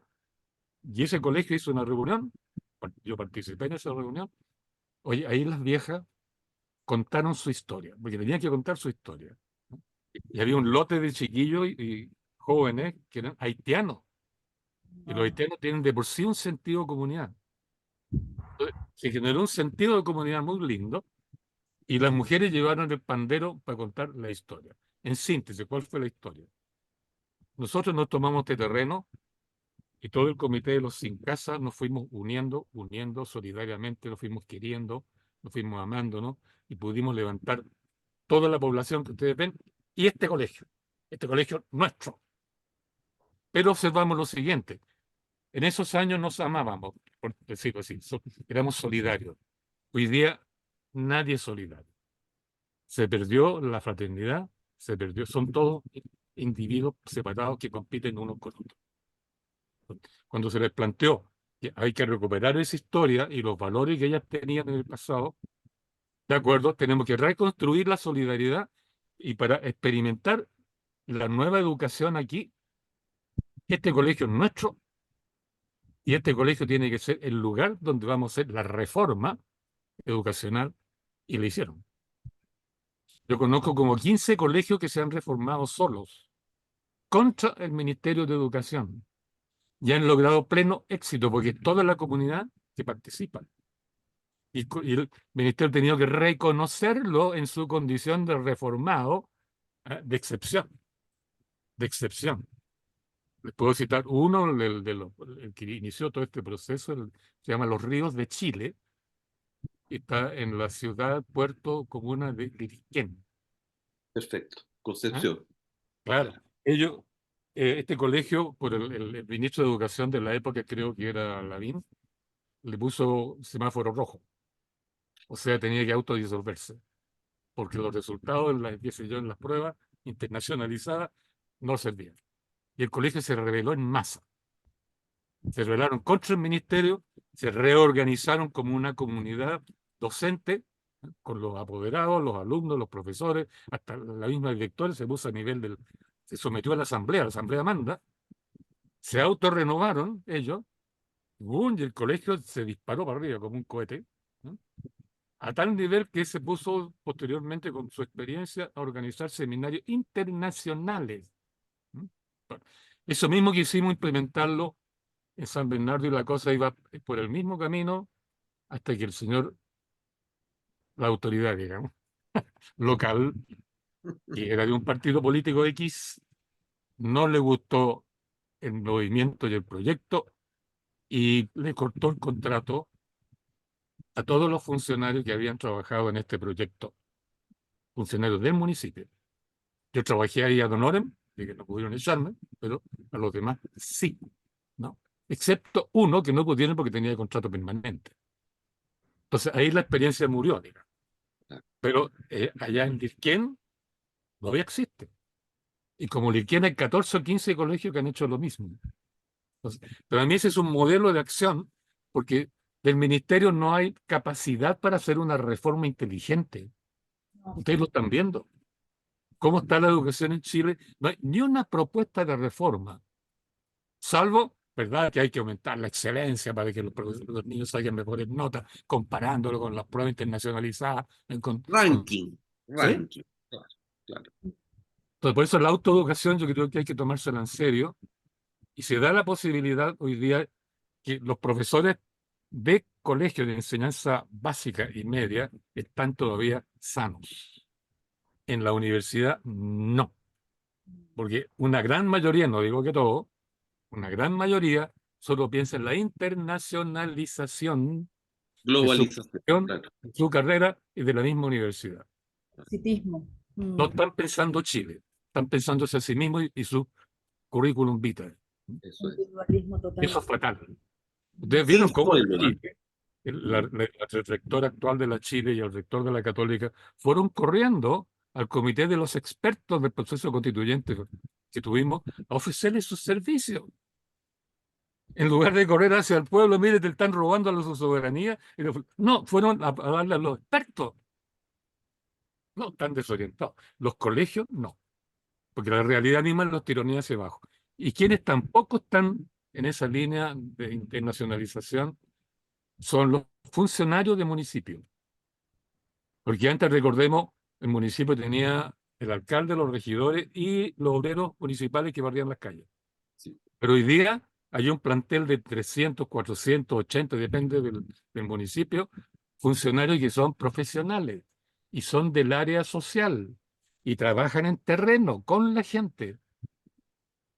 Esa gente está proclive a lo que estamos diciendo. El problema es que tienen un contrato a honorario, como el que yo tenía en la UNCE, a honorario. O sea, te pueden echar en cualquier momento, no hay de dónde agarrarse. No hay de dónde agarrarse. Sí, por eso es que la educación, la autoeducación, solo es posible siempre que nosotros la iniciemos, la controlemos, la peleemos, ¿ah?, y la desarrollemos. Y está el material humano en los funcionarios del municipio, que ojalá no tengan todo el contrato a honorario, ¿no?, o a contrata, y los profesores de enseñanza básica y media. Va un conjunto de profesionales que están en los municipios. Hay psicólogas, hay economistas, hay historiadores, hay trabajadoras sociales, todo un equipo completo. Hay posibilidades después de trabajar algo interesante, pero a costa de que lo hagamos a cuenta de la soberanía, no a cuenta de la Constitución del 80. Hay que atreverse, en otras palabras. Bueno, eso creo yo, perdón. Sí, sí. De hecho, recogiendo el guante, yo, a propósito de posgrado, mi proyecto tesis de investigación es, usted lo sabe muy bien, ¿no? Autoeducación y folclore social. Así que vamos a estar en aquello. Tenemos algunas palabras, antes de darle la palabra a la profesora Soledad Chávez. La señora María Inés Fuentes Bardelli, debe ser su hermana, profe Ítalo, nos manda saludos desde la comarca, dice. Desde la comarca, que es la quinta región. Ya. Jorge Musán dice, en las quintas de recreo de San Fabián del Ico se solía bailar cumbia aleteada timidona, como de peón, que evita llamar mucho la atención para quien la quiere vivir también en su breve momento de esparcimiento. Pocas mujeres, y las que estaban fuertemente estigmatizadas socialmente. Era habitual por lo mismo el baile entre hombres. Luego, Jorge Vargas dice, nos manda saludos al profesor Gabriel, dice saludos desde Cabildo, donde en febrero aún celebramos cada año la fiesta o el carnaval de la Chaya. Y Claro. también la señora María Inés dice, profesor Gabriel, ¿recuerda el jardín infantil Sol de Quilpué en la región de Valparaíso? De más, por supuesto. Sí. Sí. Varias Eh, veces ha ido a Quilpué, pues. También fuiste al grupo de los sindicatos allá de Quilpué, ¿no? Exactamente. Y hace Claro. poco estuve, pero no, se reunieron todas las de un movimiento feminista de todos esos pueblos de ahí, de Limache, de qué sé yo, de Quilpué, Y de alemana, claro, Quilpué. Villa Alemana, etcétera, y se reunieron en Valparaíso, estuve con ellos en Valparaíso Claro. también. Y la mayoría provenían de ese semillero que fue el Jardín Infantil El Sol de Quilpué. Sí. No sé, hay profesionales que están trabajando ahí que no son de escuela, pero son de otros servicios públicos que pueden trabajar y trabajan muy bien estas cosas. De que no estamos solos, maestros. No estamos solos, sí. Estamos solos, eso es súper importante. Ibaín, yo quería comentar algo en relación, porque, claro, es súper interesante la progresión de esta conversación, porque, como bien decía Ítalo, y lo comentaba yo también, si uno se va a esta página maravillosa, ¿no? Del 85 al 88, que están esta suerte, ¿no? de mandatos, ¿no? Para no emular al mandamiento bíblico. De estos mandatos, yo creo que también podemos de alguna manera ir concluyendo lo que implica este nuevo paradigma, el folclore social. El primero tiene que ver con el conocer la historia. Tenemos que aprender y tenemos que conocer la historia. Es una urgencia, dice Gabriel, es urgente que las comunidades conozcan su propia historia.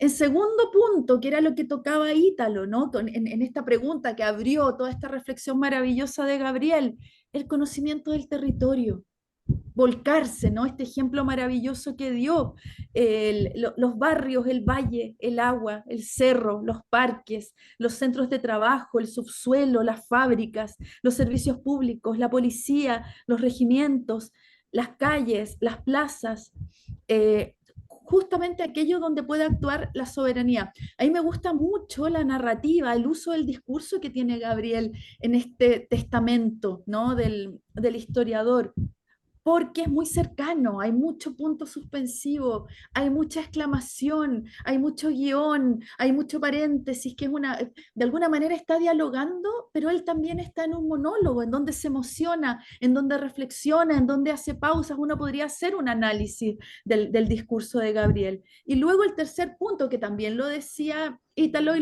lo enfatizaba Gabriel, ¿qué problemas tenemos? ¿No? ¿Qué problemas tienen los pueblos, estos pueblos, ¿no? Esta plurinacionalidad, ¿no? Que tienen que ver con desempleo, pobreza, drogadicción, supermercados, escasez de recursos, delincuencia, salud mental juvenil y adulta, conectividad, smog, etcétera, etcétera. Y luego, y esta es la antesala de lo que viene después, el punto 4, para los 5 puntos que se vienen. Todo esto lo tiene que hacer la comunidad con una absoluta responsabilidad, que lo está ejemplificando Gabriel ahora. No es esos 5 minutitos que tengo, o no es comprometerme y lo hago el sábado y luego no llego. Tiene que haber una responsabilidad de todos nosotros en esto, para luego en estos 5 puntos toda esta reflexión que tiene que ver con la educación, con las maneras de hacer pedagogía, con la necesidad, ¿no? de renovar esta pedagogía. Y acá también está, bueno, Gabriel es muy optimista y nos dice, ¿no? Y eso también a mí me alegra sobremanera, porque hay un halo de pesimismo, hay un halo enorme de pesimismo en este momento, que está todo perdido, y es que se están haciendo cosas. Y se están haciendo cosas en diferentes puntos, ¿no? En diferentes puntos del país. Y es también, ¿no? La gran duda, cómo aportar, cómo pensar, ¿no? En esta como lo decía Gabriel, ¿no? La escolarización del folclore. con esta pedagogía crítica. ¿Te acuerdas, Ibaín, que yo te lo decía cuando te hacía clases en la universidad? Levante la mano el que quiere seguir pedagogía. Y era una maravilla. Y el que quiere seguir esta pedagogía crítica, que se trabaja, por ejemplo, en la facultad. Muchos de ustedes cuando deciden irse a la pedagogía quieren hacerla rápido en un año y se van a la Católica, a otras universidades privadas. De alguna manera es instalarse e irse a estos lugares, ¿no? A estas entidades, a estos espacios de educación pública para de alguna manera lograr que esto se conozca, ¿no? En esto, porque yo creo que ya estamos terminando, ¿no? ¿O no? Sí. Más o menos, sí. Sí, bueno, yo creo que efectivamente, quizás para ir cerrando después, tal vez con algunas reflexiones finales, porque yo me decía por ahí, ojalá dejar con gusto a poco en un sentido para que también vayan a leer el libro, ¿no? Creo que ese es otro desafío, además de la audiencia que nos ve y que nos va a ver, porque además esto está ahora en la página de Facebook de Ethics, pero luego va a estar alojado en el canal de YouTube de ellos y también quien quiera puede encontrar la Gran Alameda de la Soberanía Popular, Testamento Político de un Historiador, y en internet, y no es tan, me refiero para comprarlo, y no, es, no es tan caro, no es caro de hecho, es muy necesario. Yo, claro, siento también un poco que ese es el desafío, es decir, cómo también, no sé, una cuestión que sería problemática, pero positivamente, cómo vamos también delimitando lo que es un folclore social de un folclore político, ¿no? O cómo esas dos ideas convergen. Muy breve, pero también una infancia, cuando nosotros realizamos el profe Gabriel me apoyó en toda la tesis, cuando hicimos la tesis de grado, entonces ahí teníamos un tema, porque le decía, profe, pero ¿será folclore social o folclore popular? ¿No? Ahí también hay, a ratos, claro, uno pareciera que el encasillamiento de los conceptos es algo que se puede, qué sé yo, despejar fácilmente, y no es tan así, Puede ¿no? Porque llamarlo también folclore ciudadano, efectivamente, claro. claro. Entonces, Folclore no tiene por qué no ser cívico. Sí, claro, efectivamente. Folclor popular es una tautología, Ibaín, porque ya en el folks está el Bueno, popular. Exacto. no, y ahí, bueno, a propósito que también tiene que ver, nosotros publicamos esa transcripción inédita que hablábamos con el profe Gabriel, ahora que vamos a presentar además la revista Folclor Chileno número 6 en mayo. Esperamos, por cierto, contar con el profe, como siempre lo sabemos que sí, en el marco de la Semana del Folclor Chileno, que la Academia Chilena de la Lengua, ya estamos conversando a propósito de Emilia Garham, primera investigadora de la cueca chilena, que vamos a hacer algo con ellos también, a propósito de nuestro consejero Alfredo Matu Olivier, que estamos conversando también activamente para esa semana del folclore chileno. Pero decimos también porque esta revista Folclore Chileno, que en algún momento estuvo en la sección de folclore, o sea, estuvo en la Sociedad de Folclore, que después pasó a ser esta sección de folclore de la Sociedad Chilena de Historia y Geografía, nunca fue inscrita tampoco. Entonces, cuando nosotros presentamos eso en Premio Azul de la Universidad de Chile, también le dimos no solamente un giro y una democratización, sino que ingresaran también nombres. De hecho, fue uno de los argumentos para el Premio Azul cuando en los últimos meses del rectorado del profesor Vivaldi, digamos, que era para nosotros muy, muy relevante que hubieran ahí nombres de personas que nunca estuvieron. Estoy pensando no solamente en este plat, porque claro, la revista se dejó de imprimir como tal, como revista de folclore chileno en 1913, sino que otros posteriores, no sé, Armando Donoso, María Luisa Sepúlveda, que viene ahora. Nosotros encontramos, de hecho, una primicia, también encontramos una carta inédita de Rodolfo Lenz a José Toribio Medina sobre los nombres de los perros del sur. ¿Cómo se le llamaba a los perros en el sur, digamos? Es una página, pero una página muy decidora. Lenz en 4 párrafos descompone todo el tema de los nombres y dice así como, sí, los mapuches le llaman quiltro, pero eso para ellos es un término huinca. Entonces igual lo conocen como quiltro, bueno, cosas así finalmente. Entonces, también ahí a propósito viene la segunda parte de esto de las coyunturas políticas en la historia de Chile, del profesor Salazar, o lo que hemos hecho también con Gabriela Mistral, ¿no? De publicar estos manuscritos también de folclore, que también vienen algunos elementos del folclore chileno, en la segunda parte de Gabriela ahora en mayo, o el tango del Este Plat, por ejemplo. Entonces, bueno, para ir también redondeando y concluyendo. Profesor Gabriel, tal vez alguna reflexión final, alguna noción, algún comentario que usted tenga, después profesor Ítalo y después concluye la profesora Soledad. Yo creo que estamos viviendo un periodo histórico de transición, pero no es solo de transición, sino que de creación. Y por tanto implica, como quien dice, la renovación del folclore, esta vez con apellido. La soberanía hecha folclore o el folclore de la soberanía. Tenemos que crear un folclore soberano, o sea, que exprese nuestra soberanía. Porque el folclore político que hemos tenido es el folclore de la masa que sigue a los políticos, ¿verdad? Haciendo peticiones, marchando por la calle, aplaudiendo a los líderes, escuchando las instrucciones en los movimientos de masa, concentraciones. De eso nos aburrimos el 18 de octubre. El 18 de octubre no fue un movimiento de masas, fue una explosión ciudadana, que no es lo mismo.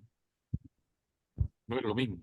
No había bandera de partido político, no había políticos hablando, no había nadie dictando cátedra, ¿no? Orientando, como quien dice, con el dedo, ¿no?, del líder, el norte hacia donde hay que caminar. No. Estábamos todos autoexpresándonos. Algunos bailando en la calle con zapatillas de ballet, ¿no es cierto? Y el tutú y todas esas cosas, ¿no? Otros pintando, otros dibujando, otros haciendo letreros, qué sé yo, gritando cualquier cosa. Fue autoexpresión ciudadana, fue una especie de, como decía el maestro acá, fue una especie de carnaval, pero de petición de soberanía. No fue una expresión de soberanía pura, fue una petición de soberanía que nos hicimos nosotros mismos sin decírnoslo tampoco. Eso fue lo más trágico, pero al mismo tiempo lo más bonito, más indicativo. Es una orden interna. Y yo creo que estamos viviendo este periodo en que tenemos que despertar a nuestra condición soberana, que implica despertar a la condición de un ser, de una comunidad, de un ser social, no de un individuo, ¿ah?, que plantea su libertad absoluta, como decía John Locke y Adam Smith, ¿ah?, como el principio supremo de la vida, el Estado, del mercado y de todo. Pero hay que plantear el principio al revés, el valor supremo de la comunidad. Y ahí está el rol supremo también, o uno de los roles más supremos de las mujeres, creo yo. Según investigaciones de una gran historiadora inglesa que estudió, maestro, usted debe saber eso, desde el periodo medieval, a alta Edad Media, Sí, hasta el siglo XIX, el rol de las mujeres en los pueblos de la época. yes. Y sacó una conclusión que, en una palabra, las mujeres fueron tejedoras permanentes de comunidad. Tejedoras permanentes de comunidad. Los hombres pueden ser siempre los líderes en la defensa de la comunidad frente a peligro externo. Y se pelean entre ellos mismos por el gobierno de la comunidad, pero las mujeres tejen la comunidad. Claro. Y eso es lo que hoy necesitamos, por eso yo creo que el rol de la mujer puede ser muy importante en este periodo. Y tejer comunidad es tejer todo, porque es tejer conversación, ¿no?, conversatorio decimos ahora, reflexión, canto, baile, amor, fiesta, carnaval, todo. Una revolución sin carnavales no tiene destino. No tiene destino. Bueno, eso diría yo a modo de rúbrica, rúbrica final. Profesor Ítalo.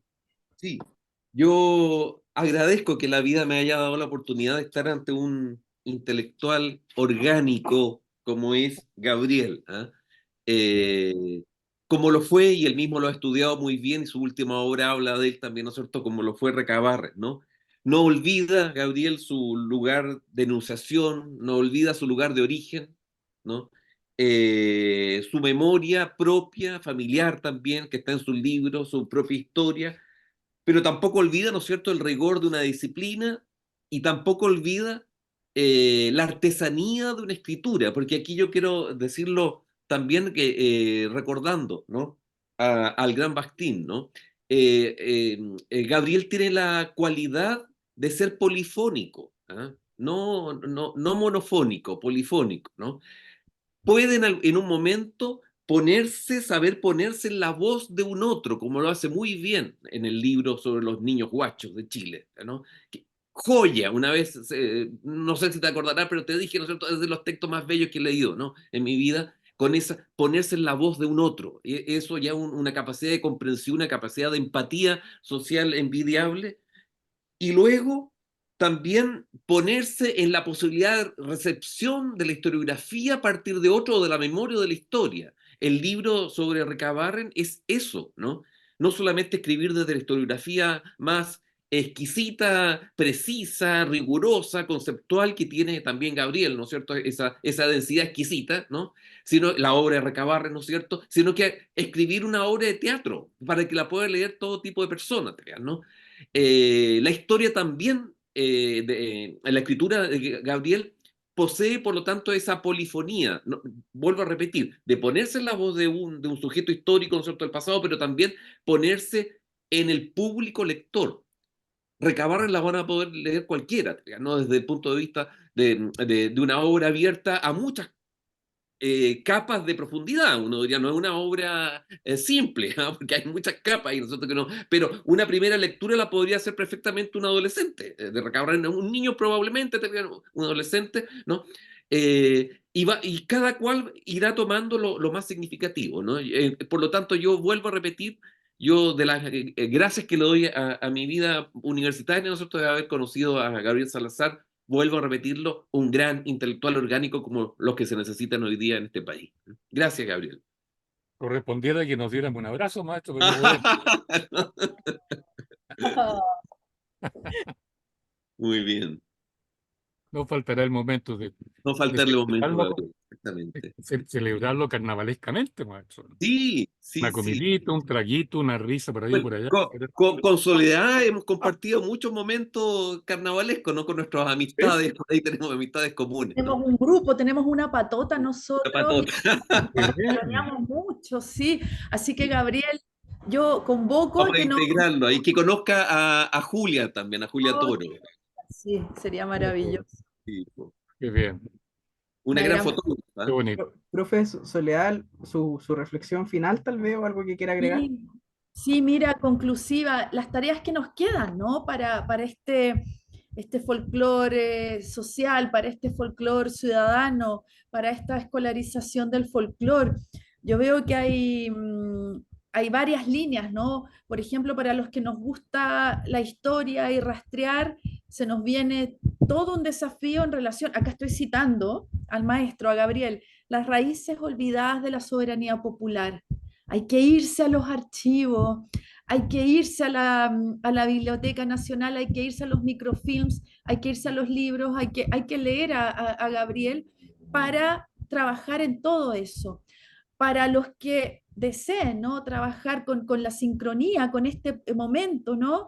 ¿Dónde están los gérmenes del folclore nuevo? También citando a Gabriel. O sea, estoy viendo, ¿no? Los desafíos, que está, o sea, es una maravilla esto, o sea, estamos en un momento totalmente maravilloso y que es totalmente fundacional y que está todo dado en bandeja. Es, de alguna manera, la epistemología, ¿no? De esta nueva manera de entender el folclore, ¿no? El folclore social, el folclore ciudadano, y estudiarlo, ¿no? Eh, y analizarlo y pensarlo y repensarlo. Me encanta eso, ¿no? De respetar la condición soberana y cuidarla, que es justo ahora. Ahora es cuando, ¿no? Y hay que activarlo. Y por último, ¿no? Un pie de página, porque lo comenté, ¿no? Tú me aceptaste esta reseña a última hora respecto a las mujeres en la historia de la lingüística, que lo compilaron dos profesoras y que lo toca Gabriel. Y bueno, como soy acá, me encanta que haya un perrito ahí, que, ¿cómo se llama ese perro precioso? Milú, este es Milú. Ay, no me muero, Milú, justamente, ya, ahí el intertexto, qué cosa más linda, Milú. Insistió en subirse, hace rato que estaba ahí jodiendo. Estuvo todo el rato, también estuvo marginada, también estuvo oculta. Bueno, la idea, ¿no? De y como pie de página y como mujer aquí hoy, entre ustedes, este tejer, ¿no? El tejer y el texto están etimológicamente emparentados, entonces la textualización y esa textualización que hay que promoverla, que hay que cuidarla, que hay que convocarla. La palabra rapsoda Sí, es tejedor, fíjate, en griego. también, imagínate. Tejedores de historia, los tejedores en el poema, los tejedores de memoria. Claro, claro. Exactamente, entonces es lo que se viene, Ibaín. O sea, me encanta que sea enero, me encanta como el primer mes del año, ¿no? Me encanta que sea verano, me encanta que estemos en este momento y que esté público. No lo había dicho, pero un agradecimiento enorme a Buchef, un agradecimiento enorme a Ingeniería, un agradecimiento enorme a este cuasi extinto Centro de Estudios Humanísticos que nos ayudó en todo esto y que está grabando y que va a divulgar este momento. Son las cosas buenas, ¿no? Las cosas buenas que nos trajo la pandemia, ¿no? Este aparato, ¿no? Este Zoom, eh, que puede ser tan ingrato en determinados momentos, pero fíjense que nos convoca a esto y que guarda y atesora este momento audiovisual. Así que eso, querido. Gabriel, un abrazo enorme, no sabe el regalo. Ítalo, querido, también lo sabe, siempre te lo he También. dicho. Ibaín, agradecida, Y, por pero cierto, totalmente, siempre. Darle las gracias a los tres. Dos cosas súper puntuales. Bueno, la revista Folklore Chileno, una de las razones también fue incluir nombres de mujeres, porque inicialmente, para la redundancia, las primeras ediciones históricas en los tiempos de Lenz no habían nombres de mujeres. Creemos que eso a propósito es importante.